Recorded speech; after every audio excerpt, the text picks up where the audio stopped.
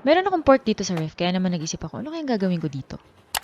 Ito na nga, hiniwa ko na nga ng maninipis. Tapos sinamahan ko na din itong liempo, na pinahiwa ko na into strips dun sa grocery. Pagkatapos, tinimplahan ko lang ng asin at paminta. Kung meron kayong mga paborito nyong herbs and spices, pwedeng nyong timplahan yan. Ginadgaran ko na rin ng mga 2 hanggang 3 butil ng bawang.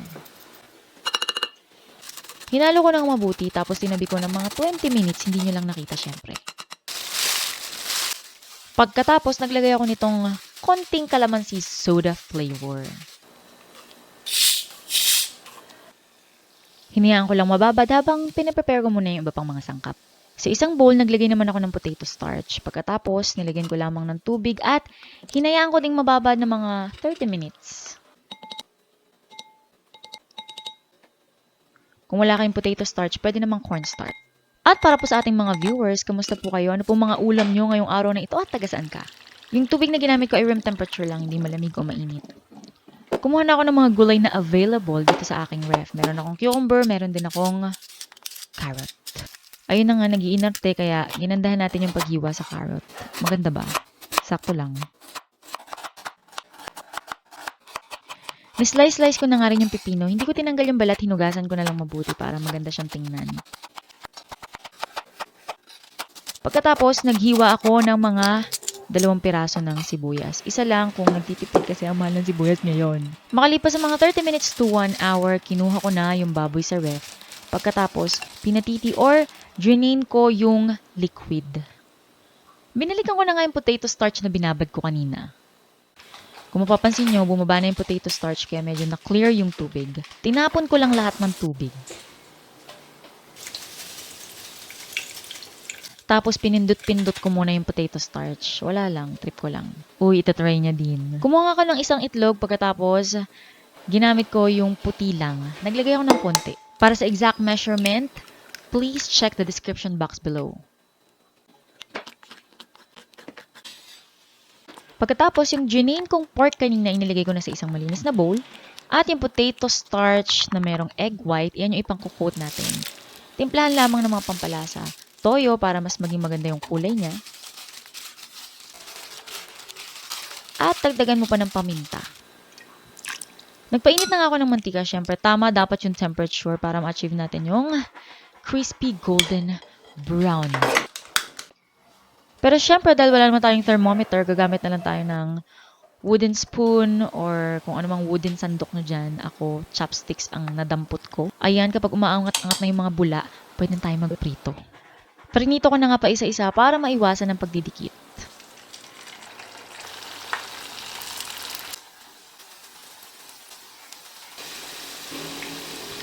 Pero dahil di nila maiwasan ang kanilang closeness, yon PDA sila, kaya naman hindi nila maiwas-iwasan ang pagdidikit. Pero don't worry guys, madali naman silang paghiwalayin.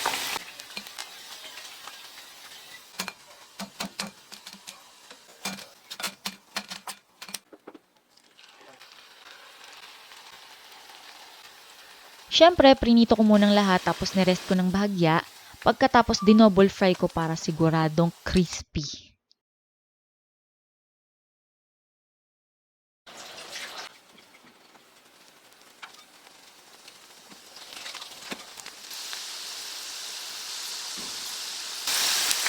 Gumamit din ako ng kitchen towel or tissue para ma-absorb yung excess oil.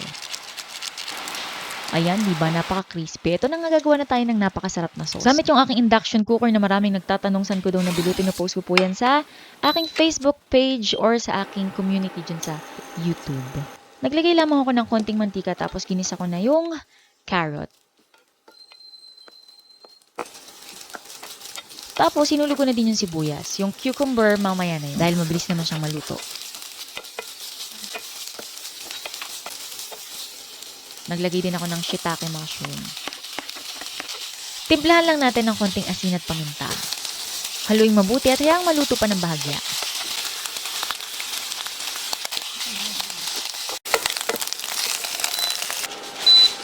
Sinetasag ko lang yung mga gulay. Pagkatapos, naglagay ako ng hot water.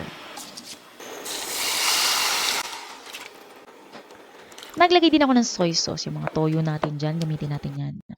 Pagkatapos, meron ako ditong isang maliit na lata ng pineapple slice. Gagamitin natin yung syrup niyan. Syempre, pati yung laman, pero mamaya. And then, brown sugar na sakto lang sa inyong panlasa. Madami yung tubig ko dito guys, kaya sakto lang yung timpla niyan. Again, for the complete list of ingredients, ipinopost ko po yan sa description box below.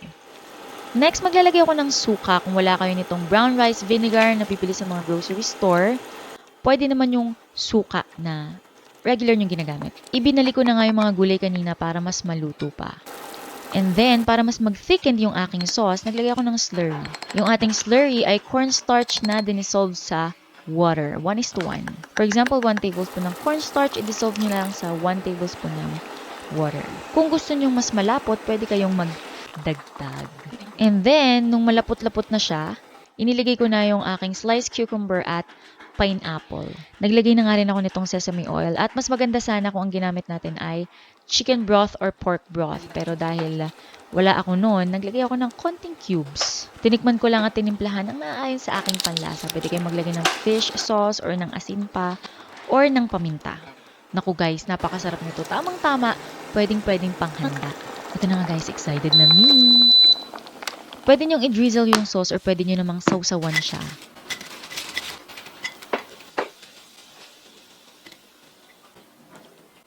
Ito na nga guys, ang ating sweet and sour pork or 탕수육. Pero syempre hindi authentic. So ito yung aking version. Isa siyang Korean Chinese meat dish with sweet and sour pork. Ayan, sa mga mahilig sa K-drama dyan. Kaya naman i-try nyo na guys and comment down below kung basta ang inyong experience dito sa ating 탕수육 inspired dish.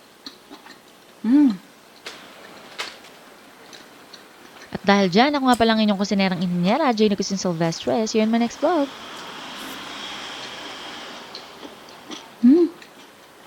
Sarap na siya kanin.